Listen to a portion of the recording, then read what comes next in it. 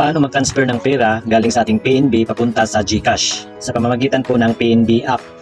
Sa ating PNB dashboard, i-click natin itong transfer and then scroll up natin guys, and then i-click po natin itong third party wallet, scroll up po natin and then i-click po natin GCash, and then ilagay po natin dito ang GCash number na transferan natin ng pera, and then ang GCash name at ang amount na i-transfer natin, and then may pagpipilian po tayong dalawang channel, InstaPay at PisoNet.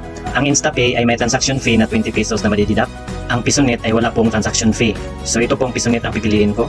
And then lagyan po natin ng purpose. Tapos niyan i-click natin itong continue. Click na natin got it. I-review ang mga detalye na nilagay. And then click continue. At ilagay ang OTP dito na sinend ng PNB sa ating mobile number. And then click confirm. Transfer request is for processing via PisoNet. So ganun lang po guys. Please like and share this video. And follow my page for more tutorial videos. Thank you.